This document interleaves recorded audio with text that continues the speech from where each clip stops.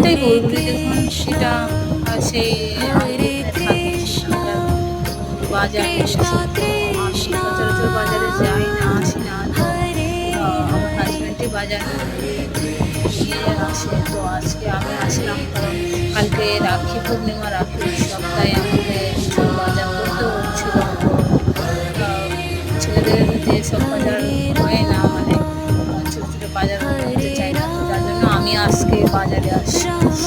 দেখুন এটা সেই নয়ডা, যেখানে আমি থাকি বর্তমানে। আমার বাড়ি তো দিনাজপুর, তো এখানে আমি বর্তমানে আছি বৃন্দাবনের পাশে। এখান থেকে বৃন্দাবন 2 ঘন্টা রাস্তা লাগে। যাই হোক, এখানে রাখি পূর্ণিমা উৎসবে এত ভিড় লেগেছে, এত ভিড় যেন আমাদের গ্রামের মেলাতে এত ভিড় লাগে না। তো সেই ভিড় আপনাদেরকে বাজারটা দর্শন করলাম। আশা করি আপনারা